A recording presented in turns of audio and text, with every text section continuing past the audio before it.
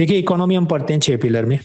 First pillar is money, banking, finance, insurance. उसके अंदर भी 4-5 कुछ सब पार्ट्स बनेंगे। तो हम बात करेंगे पिलर 1A1, मतलब यहाँ यूपीआई, बिटकॉइन वगैरह समझना है, फिर सीआरआर, रेपो वगैरह, फिर बैंकिंग, शेयर मार्केट वगैरह, और बाकी चीजें चलती रहेंगी। अब जो मैंने आपको बताया पढ़ाने लायक कुछ अपडेट्स खास है नहीं, क्योंकि यूपीआई वगैरह टेक्नोलॉजी मैच्योर हो गई है, तो कोई नया उसमें नया डेवलपमेंट है नहीं। पर जो भी पढ़ना है थोड़ा बहुत पढ़ना है। तो सबसे पहले इकोनॉमी के अंदर हमें एक मेंटल जोन में आना पड़ेगा। खासकर ऐसे विद्यार्थी जो मेरे पुराने स्टूडेंट्स हैं, 4-6 महीने से इकोनॉमी नहीं देखा, इस राह में थे कि अभी अपडेट आएगा तब हम देखेंगे, तो थोड़ी थियरी जल्दी से रिवाइज करते हैं। नोट पेन लेके बैठना, वैसे सब हैंडआउट में ही, पर थोड़ा हाथ से लिखोगे, कुछ चार्ट बनाओगे 2-4 तो याद रहेगा। हमने सबसे पहले पढ़ा था कि लोग एक दूसरे से क्या करते थे, बार्टर सिस्टम था। मैं आपको टोमेटोज देता हूँ, आप मुझे गेहूं दीजिए। फिर पैसों का जन्म हुआ। पैसों के 2 फंक्शन है, रात को 2 बजे भी उठाए तो याद रखने। First is that money is the measurement of value. मुझे अपनी हाइट नापनी है तो ये मैं टेप से नापूंगा, सेंटीमीटर, मीटर वगैरह। तो अगर मुझे वैल्यू नापनी है कि मजदूर को एक दिन का कितना पैसा मिलना चाहिए, ये जमीन का कितना भाव होना चाहिए, मेजरमेंट ऑफ वैल्यू करता है क्या, money. It is the medium of exchange. आप पैसा देते हैं और शॉपिंग करते हैं। अब ये प्राइमरी फंक्शन के चलते उसके 3 सेकेंडरी फंक्शन आए थे। हमने एक किया था स्टोर ऑफ वैल्यू। कश्मीर में सोल्जर ने ड्यूटी की, उसको सैलरी मिली, बैंक में स्टोर किया। ट्रांसफर ऑफ वैल्यू, कश्मीर से कन्याकुमारी सोल्जर ने अपनी फैमिली को पैसा ट्रांसफर किया। डिफर्ड पेमेंट, आपने आईफोन खरीदा, 80,000 सीधे देने को नहीं है, तो इंस्टॉलमेंट में हर महीने आप 1,000 रुपए दो, ईएमआई करो। तो ये सब क्यों संभव है? Because there is money. और इसके चलते अल्टीमेटली मनी के 3 कंटिजेंट यानी प्रासंगिक कार्य हुए। ये पूरा फाइनेंशियल मार्केट, मतलब शेयर मार्केट, ये सब लोन, कैपिटल मार्केट, ये सब का आधार क्या है? पैसा। Then money helps mobilising factor of production. Factor of production क्या थे? Land, labour, capital. इन सबको मोबिलाइज कर सकते हैं। क्यों? पैसा है, उससे सब यूनिट नापते हैं। लास्टली, पैसा है तो हम जनता से टैक्स लेते हैं, और टैक्स का पैसा फिर गरीबों में बांटा जाता है योजनाओं में। तो जो national distribution of resources and income, ये सब भी पॉसिबल है बिकॉज ऑफ मनी। ये तो कोर थियरी थी, हमने समझ ली थी, इसलिए समझा रहा हूँ वापस, क्योंकि जोन में आने के लिए। अभी हार्डकोर तो पढ़ाई अभी चालू होगी थोड़ी देर में।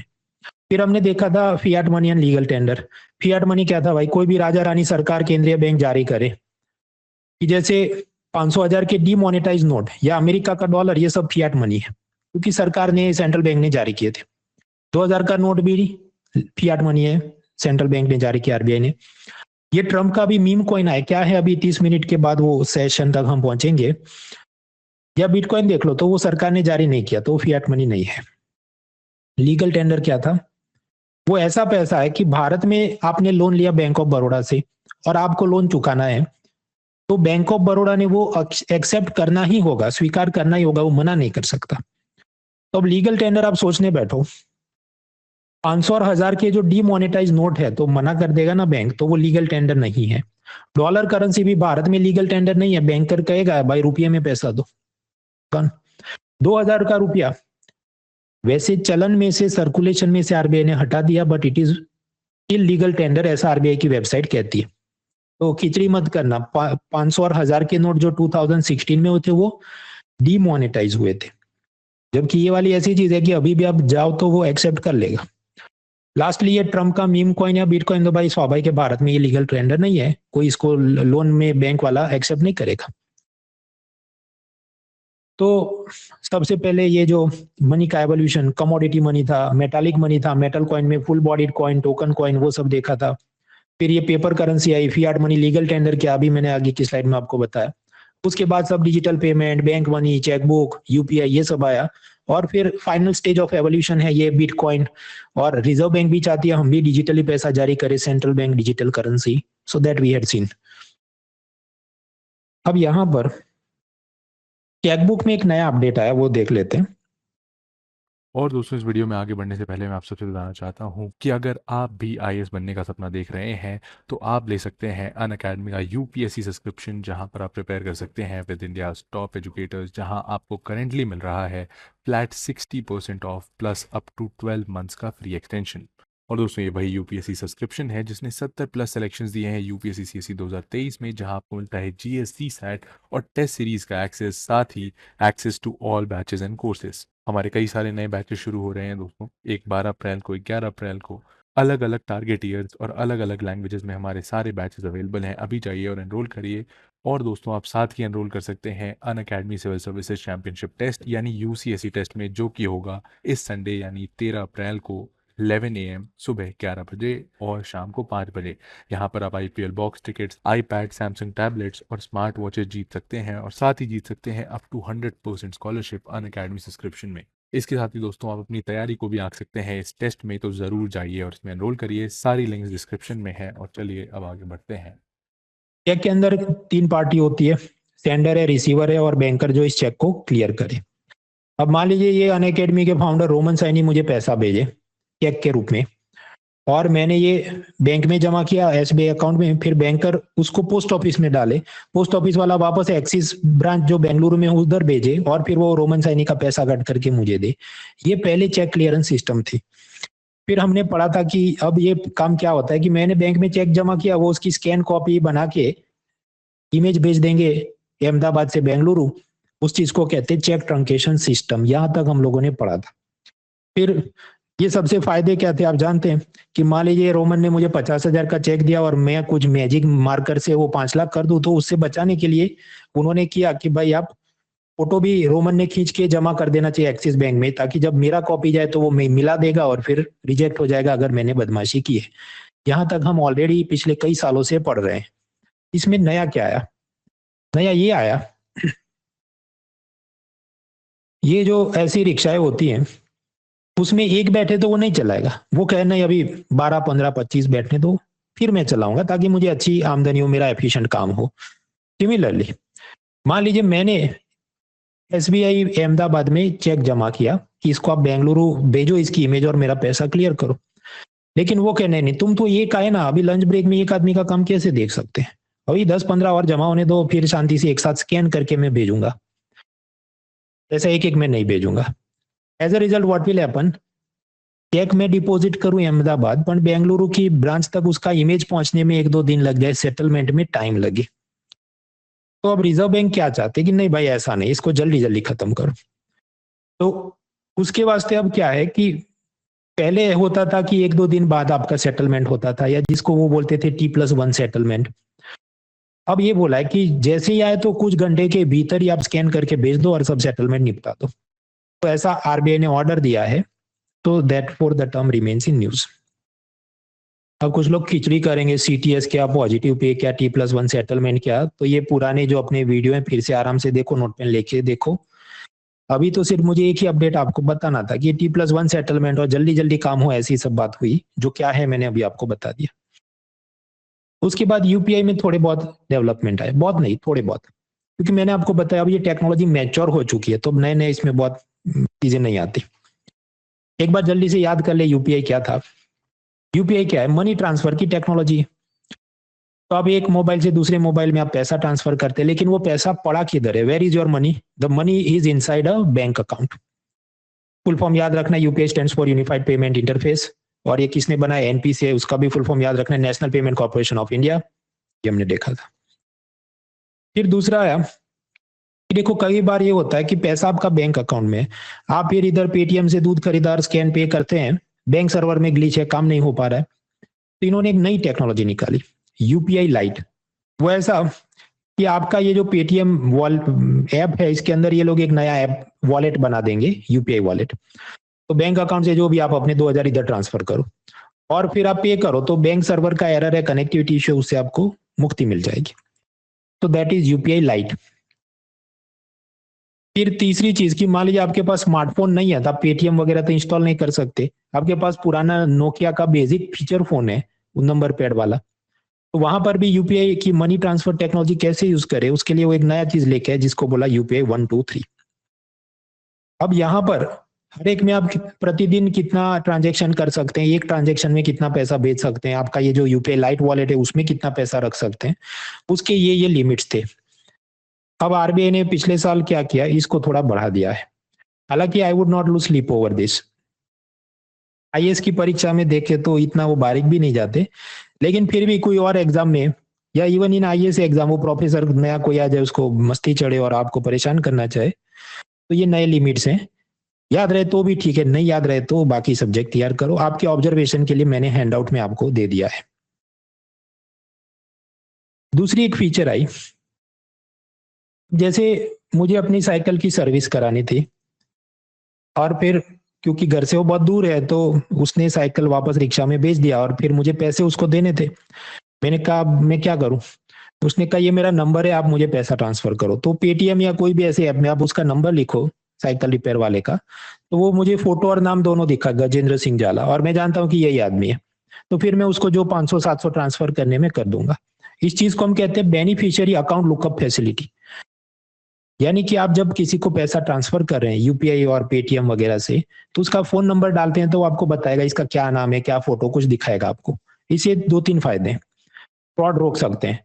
मान लीजिए मुझसे इसका नंबर टाइप करने में गलती हुई हो तो मैं तुरंत सुधार लूँ कि भाई ये तो फोटो मैच नहीं हो रहा है, ये नाम मैच नहीं हो रहा है, तो मैं कॉन्फिडेंस के साथ पैसा ट्रांसफर कर सकूं।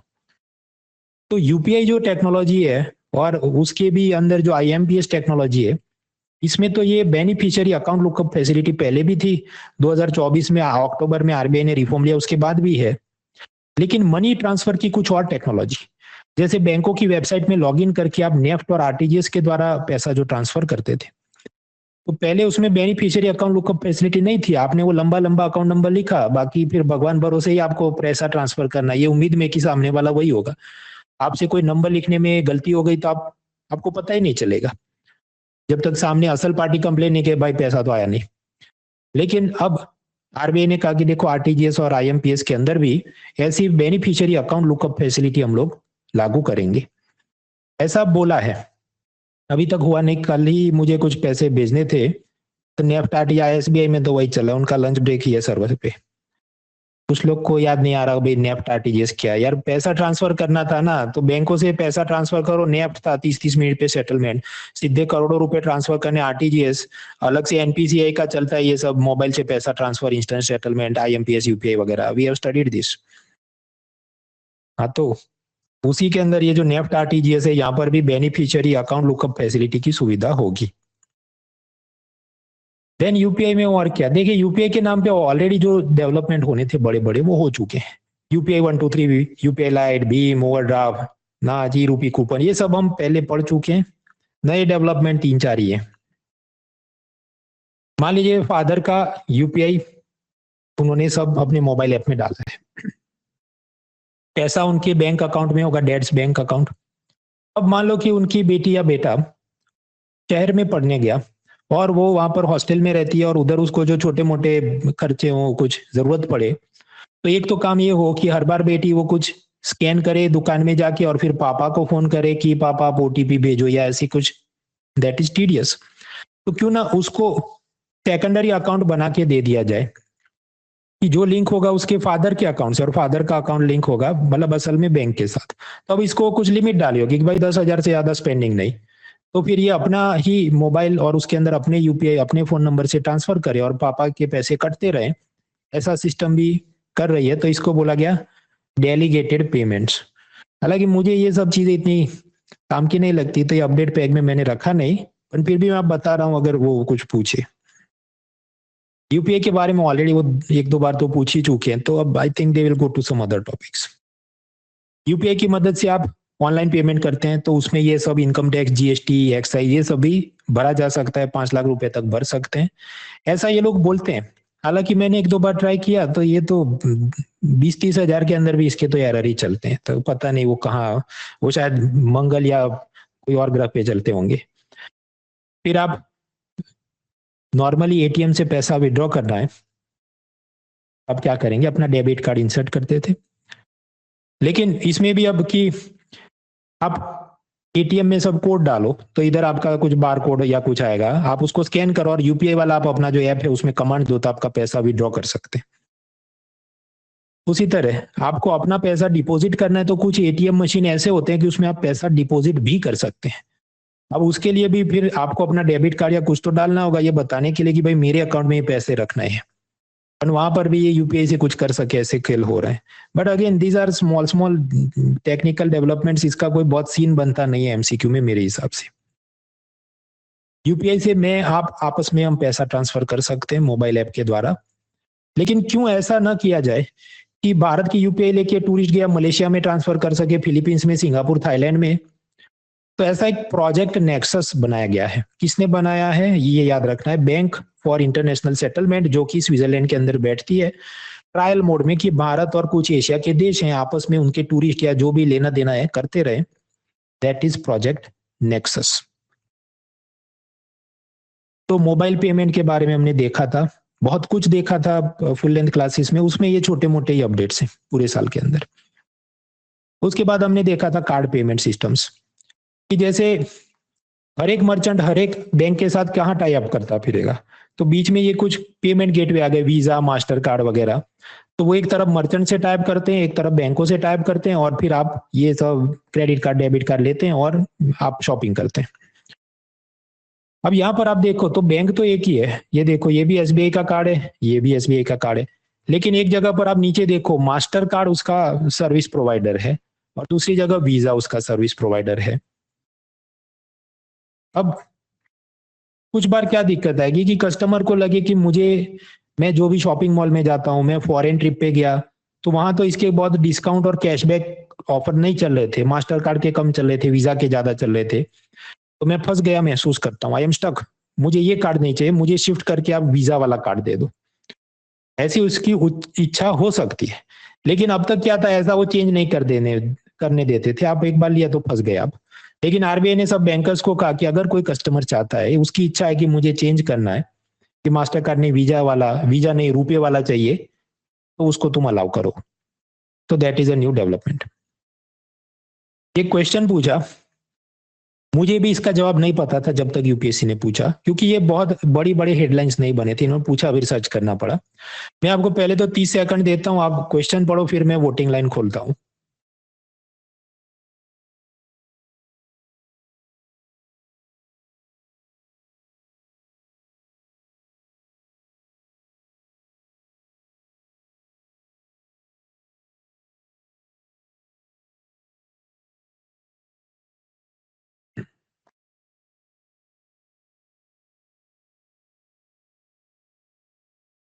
ऑलराइट फ्रेंड्स, तो अभी वोटिंग लाइन शुरू होगी कि जो जयवान है वो किस देश का डेबिट कार्ड है, यूएई, इजिप्ट, सऊदी, नेपाल। नहीं पता तो ऑप्शन ई भी स्किप कर सकते हैं। वोटिंग लाइन और टाइमर स्क्रीन पे अभी दिखेगा इन 3, 2, 1 स्टार्ट।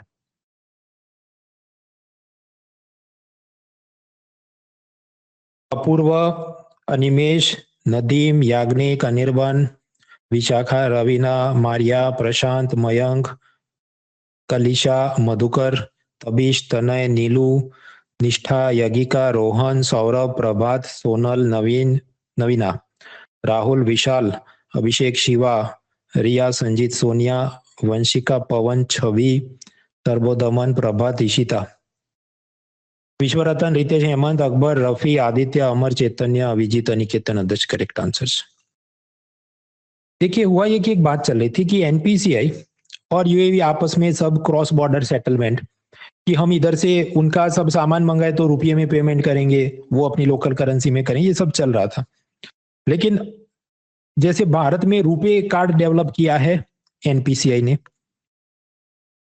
तो उसी तरह यूएई वाले अपना J1 कार्ड डेवलप कर रहे हैं, ताकि ये मास्टर कार्ड, वीजा वगैरह के साथ निर्भरता कम हो, थोड़े वो आत्मनिर्भर यानी सेल्फ रिलायंट हो जाए।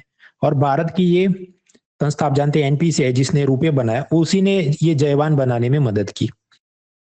उसी तरह भारत में यूपीआई है, मोबाइल मनी ट्रांसफर टेक्नोलॉजी, तो यूएई का ऐसा वो बना रहे हैं आनी, एतिहाद कुछ मनी नेटवर्क या कुछ, उसमें भी हमारी मदद गई है।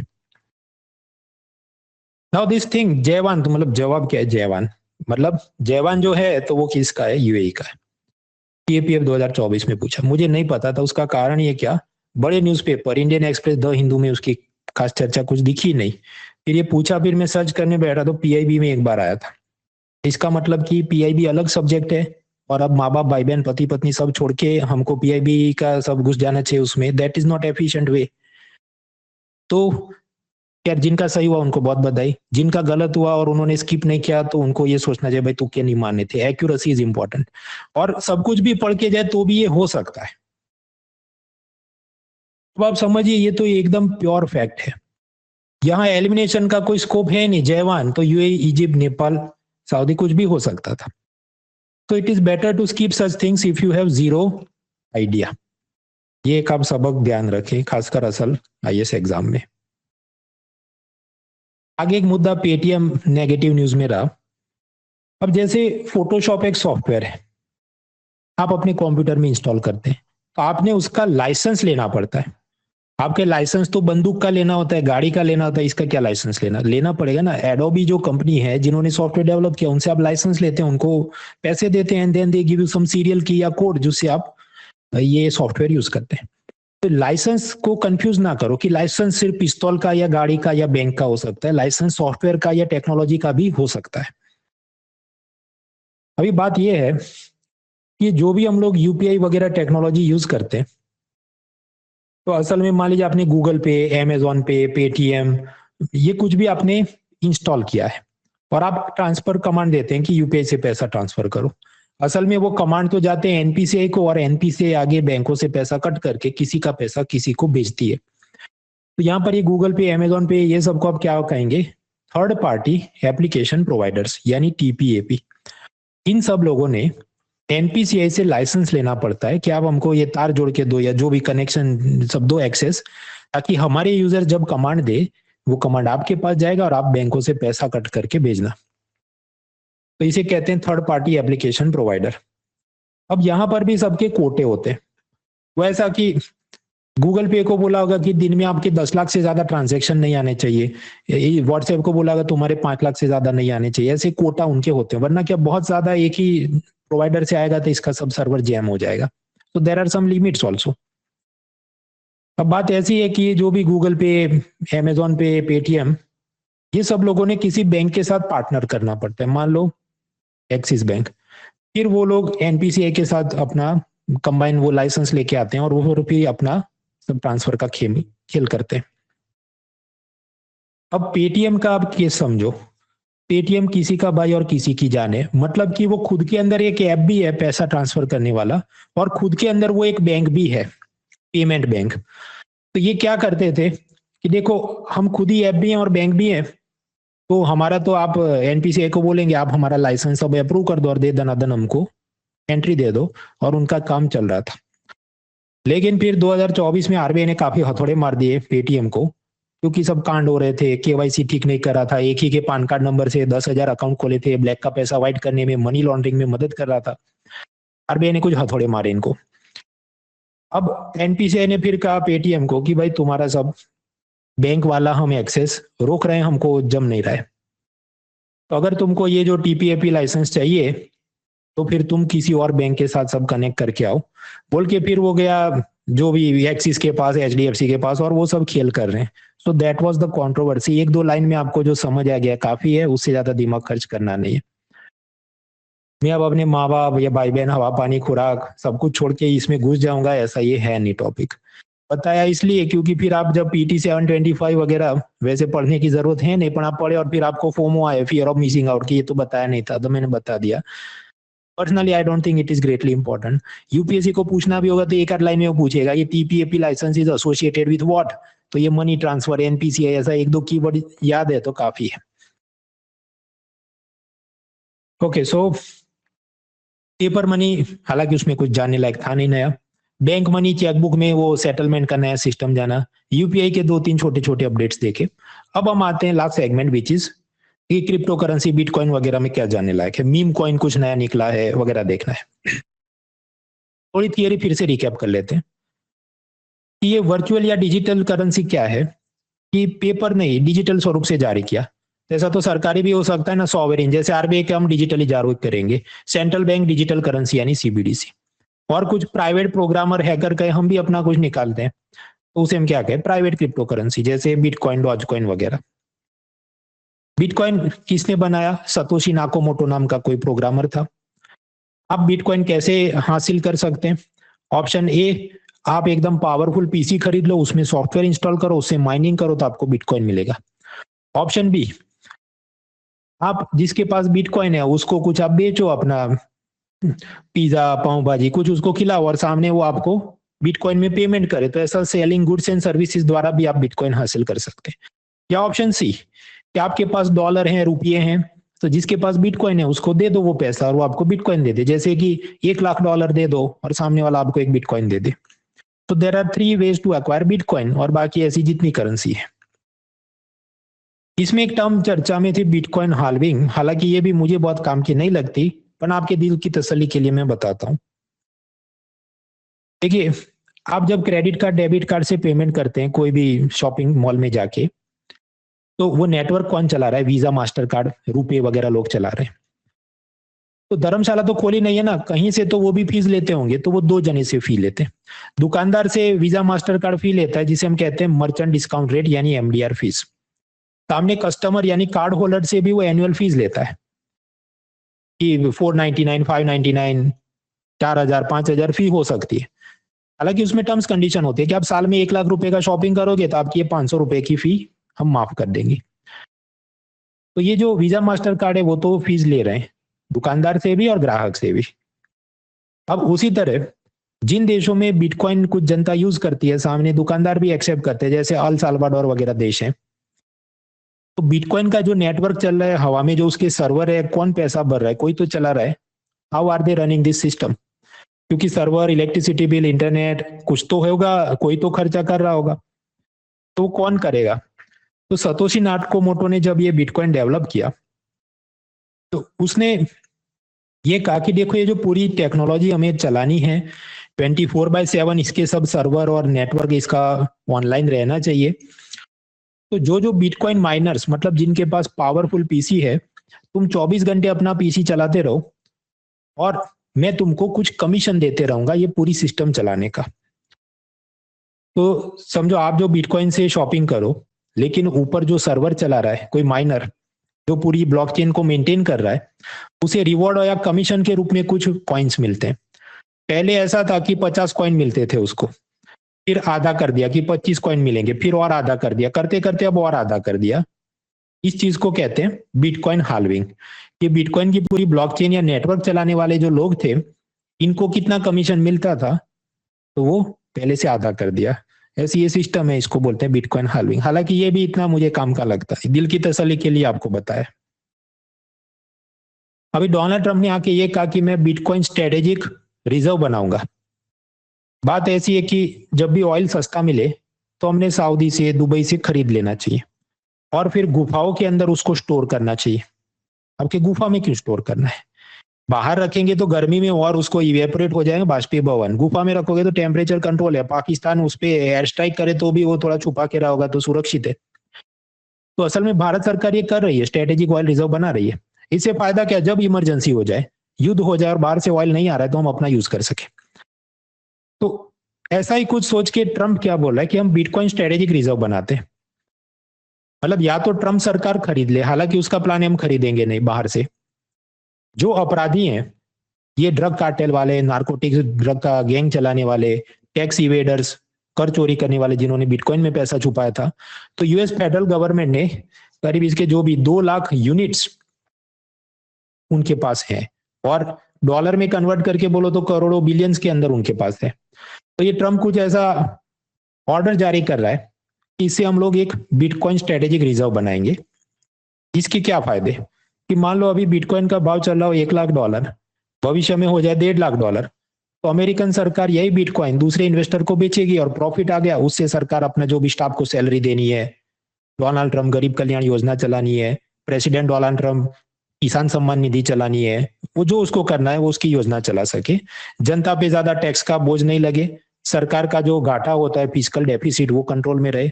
ये सब उसके ऑब्जेक्टिव है। बस 1-2 लाइन में समझ आएगा इतना काफी है। बाकी हम लोग अमेरिका की आईएएस की तैयारी नहीं करेंगे, इसमें और घुस के जाएं कि क्या क्या हो रहा है। Basic idea is enough. क्या भारत सरकार ने ऐसा करना चाहिए? देखिए, ये टॉपिक अभी इतना लाउड हुआ ही नहीं है कि इसको भारत सरकार को गौर करना चाहिए। सरकार का अपना क्या है? 30% टैक्स। बिटकॉइन में आपको प्रॉफिट होता है, उस पर 30% कैपिटल गेन्स टैक्स होता है और ऊपर से टीडीएस भी चढ़ता है। तो भारत सरकार और भारत की आरबीआई तो इसको काफी शंका और नफरत की निगाह से देखती है, तो अपना अलग चल रहा है। और अपने सरकार ने अभी कुछ खास बोला नहीं है, तो हम उस पर खुद से अनुमान करने की कोई जरूरत नहीं है। लेकिन क्योंकि ट्रंप मौज में आ गया है और हम तो बिटकॉइन भी स्टोर करेंगे, ये वो करेंगे, तो बिटकॉइन के जो इन्वेस्टर थे उनका ये मानना है कि अब बिटकॉइन को ज्यादा लीगल वैलिडिटी मिलेगी, बिटकॉइन पे अमेरिकन गवर्नमेंट टैक्स कम लगाएगी, तो स्वाभाविक है वो क्या सोचेगी, भाई शेयर बाजार से अच्छा बिटकॉइन खरीद लेते, इसका भाव और ऊपर जाएगा। And as a result bitcoin ने, जो नॉर्मली लास्ट ईयर $60,000 to $80,000 में एक बिटकॉइन आपको मिलता था, उसका भाव सीधा बढ़ के, ये ट्रंप अभी प्रेसिडेंट बनेगा ऐसी सोच में दिसंबर 2024 में $1 लाख के ऊपर चला गया। तो दैट वाज अ डेवलपमेंट। फिर अपना वर्चुअल करेंसी, मतलब ये जो मीम कॉइन आया डोनाल्ड ट्रंप का, उसको समझना है तो एक बार फिर से क्लासिफिकेशन रिकैप करते हैं। देखिए, डिजिटली पैसा जारी करेंगे तो सरकार कर सकती है, सेंट्रल गवर्नमेंट कर सकती है, जैसे भारत में सेंट्रल बैंक डिजिटल करेंसी चल रहा है, तो वो तो सरकारी मतलब सॉवेरिन है। तो सामने नॉट सरकारी जो है, जैसे बिटकॉइन वगैरह हो, क्या private crypto currency, private virtual currency. अब इसके दो सब टाइप है। जैसे बिटकॉइन है तो इसका ऊपर क्या लिखा होगा, अब लिखा तो कुछ नहीं होगा, तो डिजिटल चीज है, पर सिर्फ कहने के लिए तो बी लिखा होगा। तो it is having a normal logo और इमेज, मतलब दिल बाग बाग हो जाए, मजा आ जाए, ऐसा तो कुछ है नहीं। लेकिन मान लीजिए हम ऐसा क्रिप्टो कॉइन बनाए जिसमें ट्रम्प का ये पोज हो, फाइट फाइट फाइट, वो उसको जब गोली लगी थी उसने किया था, या जापान का ये कोई एक डॉग है उसके नाम पर ये डॉज कॉइन बनाया गया है। तो यहाँ पर ये जो क्रिप्टो करेंसी है उसमें क्या, जो लोगो है, जो इमेज है, वो फन है, ताकि उसकी कम्युनिटी उसके आसपास और मौज में रहे, उसके फैन बॉयज उसको और खरीदे, इन्वेस्ट करे। तो ये होता है मीम कॉइन।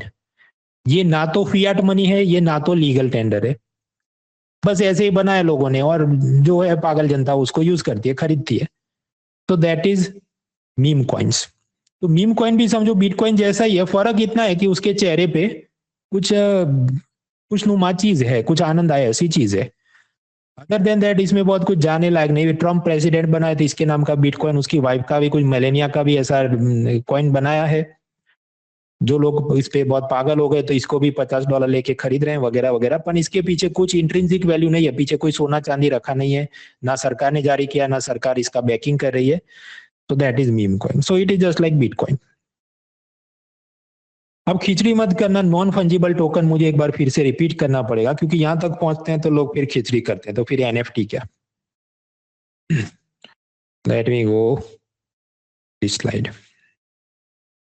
आप 5 स्टार होटल में जाते हैं तो आप अपना कोट उधर पहन के नहीं बैठना है, नो प्रॉब्लम, आप उसको दे दो, वो रखेगा और आपको टोकन दे देगा, जिसको कहते हैं क्लॉक रूम।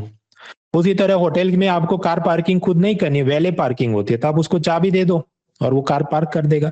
तो आपको टोकन देते हैं वो लोग। तो टोकन क्या दिखाता है, it represents the ownership. Token आपके पास है, बाद में जाना वो आपको कोड दे देगा, आपकी गाड़ी वापस दे देगा। अब उसी तरह मेरे पास कोई एसेट हो और उसका मुझे टोकन बनाना हो, कि मेरे पास कोई जेपीजी इमेज है, कोई MP3 फाइल है, कोई बंगला है, बंगले के प्रॉपर्टी पेपर्स की PDF फाइल है, तो इन सब के भी ऐसे हम टोकन बना सकते हैं और दूसरे लोगों को दे सकते हैं, बेच सकते हैं। ऐसी पूरी सिस्टम बन रही है, that is called non fungible token. एक और उदाहरण से मैं आपको सिखाऊं, जैसे कि आप कोई भी धार्मिक स्थान पे जाते हैं, बहुत बड़ा धार्मिक स्थान हो, तो आप जूते वहां पर जमा करने की एक होती है स्टोर रूम जैसी फैसिलिटी। तो आपने जूते जमा किए और सामने आपको दिया जाएगा टोकन। ये टोकन क्या दिखाता है, इट शोज द ओनरशिप, कि आप मालिक हैं। अब आप गौर कीजिए, ये एक लड़के ने अपने नाइकी एयर जॉर्डन जमा किए, उसका उसको रेड टोकन मिला, और मान लो ये 15,000 के जूते। दूसरे लड़के ने ब्लू कलर के ये नाइकी स्नीकर्स जमा किए, जिसकी वैल्यू है 5,000, और उसको ब्लू कलर का टोकन दिया गया। तो क्या हम ये कह सकते हैं कि देखो 15,000 का मतलब क्या होता है, 5,000 टाइम्स 3। तो इसका मतलब ये जो एक रेड टोकन है, इट मीन्स 3 ब्लू टोकन, है कि नहीं? क्या हम ऐसा बोल सकते हैं? जवाब है नहीं बोल सकते, क्योंकि अगर ये लड़का ऐसा कह के जाएगा कि देखो एक red token equals 3 blue token, क्योंकि तुम्हारा 15,000 का जूता है, मेरा 5,000 का है, तो 3 टाइम्स आपका ज्यादा है, तो वो नहीं मानेगा, ये उससे भी ज्यादा है। क्योंकि वो कहेगा देखो एयर जॉर्डन ये शू नहीं है, ये एक इमोशन है, वो अलग ऐसी फैन बॉय उसकी जनता होती। तो इस कारण से ये नॉन फंजिबल हो गया। नॉन फंजिबल इसलिए हुआ क्योंकि आप अब इसको डिवाइड नहीं कर सकते ना भाई। इफ यू हैव 100 रुपी, आप किसी के साथ एक्सचेंज कर सकते हैं ना, कि 20 रुपए की 5 पत्ती दे दो, और वो भी स्वीकार कर लेगा, मंजूर है। इधर ऐसा वो स्वीकार नहीं करेगा कि एक जूते के सामने 3 जूते की जोड़ी, दे विल नॉट एक्सेप्ट। तो ये नॉन फंजिबल हो गया। अब आपके नॉन फंजिबल हुआ तो फिर फंजिबल क्या होता है? Simple, cash is fungible. वैसा 500 की एक नोट है तो 100 की 5 नोट हो सकती है। 500 की एक नोट से भी ये घोड़े का खिलौना आप खरीद सकते हैं, 100 की 5 नोट से वही घोड़े का खिलौना खरीद सकते हैं। डायमंड इज नॉट फंजिबल, क्योंकि एक डायमंड से समझो कि एक रेस का घोड़ा खरीद सकते हैं। अब इस डायमंड को मैं हथौड़ी मार के उसके 10 टुकड़े कर दूं तो इनकी कंबाइंड वैल्यू एक घोड़े के बराबर नहीं होगी, क्योंकि डायमंड में आप जानते हैं सिंगल पीस जो हो वो ज्यादा महंगा माना जाता है। जस्ट लाइक नाइकी का एयर जॉर्डन है, वो 15,000 का है तो वो और 3-5 हजार की जोड़ियों के बराबर नहीं, उससे महंगा माना जाएगा उनके फैन बॉयज के लिए। तो अब हम चार्ट को अपडेट करें। देखिए, जब हम कहते हैं कि ये जो भी रुपया है, बिटकॉइन है, मीम कॉइन है, ये सब मनी है, इसका मतलब क्या? We can use them as measurement for value. एक चाय कप, 2 चाय कप वगैरह। मैं एक और आपको स्लाइड से इसको दिखाऊं। क्या हम ये कह सकते हैं कि एक चाय कप की कीमत है 15 रुपए, तो 2 चाय कप की कीमत है 30 रुपए, तो 3 की है 45। तो यहां पर हम लोग चाय की वैल्यू नाप रहे हैं और उसका यूनिट क्या है? सेंटीमीटर नहीं है, उसका यूनिट है रुपया। तो रुपये में हम नाप सकते हैं, बिटकॉइन में भी नाप सकते हैं। हालांकि बिटकॉइन में 15 रुपए का कहां तुम एडजस्ट करोगे, वो तो बहुत 0.000 कुछ होगा। But you can use bitcoin also for similar purpose, measurement of value.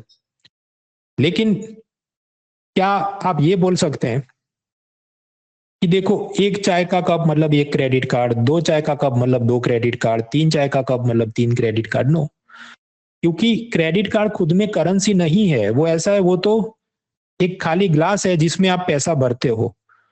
तो ये कार्ड या चेकबुक क्या है? वो ऐसी चीज की वो कहीं लिंक है जहां आपने बैंक में पैसा भरा है। ग्लास खुद में दूध नहीं है। तो उसी तरह कार्ड, चेकबुक वगैरह वो खुद में पैसा नहीं है। ऑन सिमिलर वे, ये जो हम कह रहे हैं कि आपने जूते जमा किया, आपको टोकन मिला, तो टोकन सिर्फ ओनरशिप दिखाता है, टोकन खुद में जूता नहीं है, वो सिर्फ ओनरशिप दिखाता है। Similarly when you have some ownership, कि आप यही नॉन फंजिबल टोकन ऐसे डिजिटल आप बना सकते हैं कि मेरे पास ये हीरो का ऑटोग्राफ है, ये कोई MP3 सॉन्ग फाइल है, ये बंगले के प्रॉपर्टी पेपर्स का टोकन है, तो उसको आप करेंसी यूनिट के रूप में यूज नहीं कर सकते। That is the gist of it. बस, तो वो ग्राफिक्स आपके हैंडआउट में है ही। Let me zoom in. ये एग्जांपल याद रखना नाइकी वाला, कि नाइकी का नॉन फंजिबल टोकन, उससे आप 5 चाय के कप ऐसा बोल नहीं सकते, क्योंकि उसके फैन बॉय कहेंगे कि ये इमोशन है, ये इससे ज्यादा है। Therefore this NFT tokens can not be use as currency. बाकी जो चीजें हैं, जैसे कि ये रुपया है, बिटकॉइन है, मीम कॉइन है, उसको हम यूज कर सकते हैं, प्रोवाइडेड कि सामने वाला भी कबूल करे कि हाँ, बिटकॉइन को करेंसी हम मानते हैं। ऐसा कबूल करेंगे तो संभव है। अब कुछ लोग इसमें भी चले जाए, भाई virtual currency, digital currency, crypto currency, ये सेम चीज नहीं है, ये अलग है, एक जावा है, एक C++ है। ये तो भाई कौन पंचायत में पूछ रहा है? Unnecessarily do not complicate the things. PYQ कभी देख भी लिया करो। उसके बाद आखिरी मुद्दा आता है CBDC। वो भी हम पहले पढ़ चुके कई बार, एक आध छोटा ही उसमें अपडेट है, वो जानना है। पहले कागज में पैसा छापते थे, लेकिन प्रिंटिंग का खर्चा, ये दाऊद और ISI वाले नकली नोट बनाए, कुछ लोग ब्लैक मनी में छुपा दे, तो लड़ने का एक तरीका RBI को लगा कि डिजिटली पैसा जारी करे, जिसको हम कहते हैं सेंट्रल बैंक डिजिटल करेंसी। अब इसके 2 फीचर जिस पे कुछ चर्चा और बहस हुई थी पिछले साल, वो ऐसे है। एक, सेटलमेंट शुड बी फाइनल, और दूसरा कि इसमें एनोनिमिटी होनी चाहिए। अब ये क्या है हम समझते हैं। मान लीजिए आपने क्रेडिट कार्ड से शॉपिंग की और आपके साथ फ्रॉड हो गया, तो ये मास्टर कार्ड, वीजा वगैरह जो चीज होती है, उसमें बहुत आपको सिक्योरिटी मिलती है कि आप उनको कंप्लेन करो तो वो ट्रांजैक्शन रिवर्स कर देंगे, कैंसिल कर देंगे। मतलब settlement is not final. Settlement is not final कि आपने कुछ गेम खरीदा, मतलब आपने नहीं, आपके बच्चों ने आपकी बिना जानकारी के प्ले स्टेशन या PUBG वगैरह में ऑनलाइन कुछ खरीद लिया जो आपने अप्रूव नहीं किया था, ले तो बाद में आप उसको कंप्लेन करो, they will try to adjust it. तो सेटलमेंट फाइनल नहीं है कि अब इसको अंडू नहीं करेंगे। लेकिन मान लीजिए आप ये दुकानों में गए, जो टिपिकल फ्ली मार्केट होता है, मतलब जहां पर ये जूते वगैरह बेचे जाते सड़कों पे, आपने पैसा दिया, उसने सामान दिया, फिर वो पैसा वापस नहीं करे, आपको फटा जूता है कुछ भी, he will not give the money back. तो यहाँ पर क्या है, payment will not be reversed, settlement is final, कि भाई एक हाथ से माल दिया, दूसरे हाथ से माल, अब हमने पैसा लिया है। तो जो सेंट्रल बैंक डिजिटल करेंसी है वो ऐसी बना दिया है आरबीआई ने, कि आपने किसी को ट्रांसफर किया, चाय पिया, यूपीआई से पैसा ट्रांसफर किया, मान लो उसमें सीबीडीसी से ट्रांसफर किया, और आपके चाय खराब है, पैसा वापस करो, फ्रॉड हुआ है, तो वापस नहीं आएगा। तो ऐसी कुछ यहाँ पर सिस्टम होनी चाहिए, और वो उस पर काम कर रहे हैं कि वो कैश जैसा मजा देना है तो फिर हम ऐसा ही करेंगे। अब इसका फाइनल चीज क्या है, वो जब फाइनल उनका ट्रायल खत्म होता है हम देखेंगे। दूसरी इनको खुजली मची है कि एनोनिमिटी, वैसा एक फिल्म आई थी बाग मिल्खा बाग, उसमें ऐसा है कि मिल्खा की दीदी तो उसको बहुत प्रेम देती है, उसको अच्छे से रखती है, लेकिन मिल्खे का जीजा एकदम बदमाश पार्टी है। तब सोचो, मान लीजिए मिल्खा की दीदी उसको कि भाई ये ले 10 रुपए, कुछ आइसक्रीम खाना, तो इफ दीदी give pocket money to Milkha, क्या उसके जीजे को पता चल जाएगा? जवाब है, अगर दीदी ने कैश में पॉकेट मनी दिया है तो जीजा को पता नहीं चलेगा, क्योंकि दीदी कुछ बहाना बना देगी कि ये तो मुझे सब्जी का देना था या कुछ था। लेकिन मान लीजिए दीदी ने central bank digital currency use की, मतलब अपने मोबाइल ऐप से मिल्खा सिंह के मोबाइल ऐप में पैसा ट्रांसफर किया, तो फिर जीजे को पता चल जाएगा, पता चल सकता है। अगर वो ऐप का रिकॉर्ड देखे, बैंक में से स्टेटमेंट निकाल के लाए, अगर वो पति पत्नी का ज्वाइंट अकाउंट हो तो मतलब कि जो सेंट्रल बैंक डिजिटल करेंसी है वो एनोनिमस नहीं है। आप किसको पैसा भेज रहे हो कोई दूसरा व्यक्ति पता लगा सकता है। और अगर हम ये कहें कि इसको कैश जैसा एकदम इक्वल करना है, तो इसका मतलब कि एकदम एनोनिमस होना चाहिए। मतलब दीदी ने मिल्खा सिंह को पैसा दिया, उसका कोई रिकॉर्ड परमानेंटली स्टोर नहीं होना चाहिए कोई भी ऐप में, कोई भी बैंक स्टेटमेंट में। तो अब ये तो आप बताइए कैसे हो सकता है? या तो सरकार ऐसा कानून बना दे कि सीबीडीसी का जो पैसा आपके पास आएगा वो आप किसी को देते हो तो उसका कोई रिकॉर्ड नहीं रखा जाएगा, या फिर कि टेक्नोलॉजी ऐसी रखी जाए कि जो यूजर है वो अपनी जैसे ब्राउजर में हिस्ट्री क्लियर कर सकता है, ऐसा इधर करते। अभी खैर कुछ भी फाइनल हुआ नहीं, पर ये जो पुराने गवर्नर थे शक्तिकांता दास, वो ये सब बातें कर रहे थे कि इसका एनोनिमिटी में हमें कुछ करने की जरूरत है, तभी ये ट्रूली हम कह सकते हैं कि ये कैश जैसा ही है, वगैरह वगैरह। हालांकि आप समझो इसको ज्यादा हमने प्रमोट किया ऐसी चीजों को, तो होगा क्या, फिर तो आतंकवादी भी पैसा भेजता रहे, जो ब्लैक मनी का पैसा वाइट कर रहा है वो भी खेल करता रहे, तो उनको आनंद आ जाएगा। तो एनोनिमिटी फुल्ली तो देनी नहीं चाहिए, ऐसा मेरा मानना है। लेकिन फिर भी ये लोग जब फाइनल एक्सपेरिमेंट खत्म हो तो हम देखेंगे। आपकी जेब में पैसा है तो एसबीआई आपको ब्याज थोड़ी देगा, आपको पैसा बैंक में डिपॉजिट करना पड़ता है। सिमिलरली जो सेंट्रल बैंक डिजिटल करेंसी के नाम पे आपने 50-100 रुपए हैं, वो आपके अलग एक आपको ऐप में वॉलेट बनाना पड़ता है, उसमें रखना पड़ता है। तो एसबीआई उस पर भी आपको कोई ब्याज नहीं देगा, क्योंकि वो ये कहेगा भाई पैसा हमारे पास थोड़ी है, वो तो तुम्हारे वॉलेट में है। ये हम ऑलरेडी पढ़ चुके हैं फुल लेंथ कोर्सेज के अंदर। अब यूपीएससी ने एक प्रश्न पूछा था 2024 प्रीलिम में, कोई दम है नहीं, और इसको भी हम सॉल्व करेंगे, पर सॉल्व करने के लिए भी मुझे आपको कुछ और थियरी याद करवानी होगी कि आरबीआई की एसेट लायबिलिटी क्या होती है, इन्फ्लेशन क्या होता है। और दोस्तों, इससे पहले कि हम इस वीडियो को ख़त्म करें, एक बार फिर से एक इम्पॉर्टेंट अनाउंसमेंट। अगर आप भी आईएएस बनने का सपना देख रहे हैं तो आप ले सकते हैं अन अकेडमी का यूपीएससी सब्सक्रिप्शन, जहां पर आप प्रिपेयर कर सकते हैं विद इंडियाज टॉप एजुकेटर्स, जहां आपको करेंटली मिल रहा है flat 60% off plus up to 12 months का फ्री एक्सटेंशन। और दोस्तों, ये वही यूपीएससी सब्सक्रिप्शन है जिसने 70 प्लस सिलेक्शंस दिए हैं यूपीएससी सीएससी 2023 में, जहां आपको मिलता है जीएससी सेट और टेस्ट सीरीज का एक्सेस, साथ ही access to all batches and courses. हमारे कई सारे नए बैचेस शुरू हो रहे हैं दोस्तों, एक 12 अप्रैल को, 11 अप्रैल को। अलग अलग टारगेट ईयर्स और अलग अलग लैंग्वेजेस में हमारे सारे बैचेस अवेलेबल हैं। अभी जाइए और एनरोल करिए। और दोस्तों, आप साथ ही एनरोल कर सकते हैं Unacademy civil services championship test यानी यूसीएससी टेस्ट में, जो कि होगा इस संडे यानी 13 अप्रैल को 11 AM सुबह 11 बजे और शाम को 5 बजे।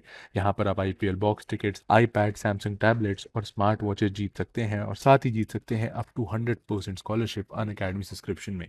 इसके साथ ही दोस्तों, आप अपनी तैयारी को भी आंक सकते हैं इस टेस्ट में, तो ज़रूर जाइए और इसमें एनरोल करिए। सारी लिंक्स डिस्क्रिप्शन में है।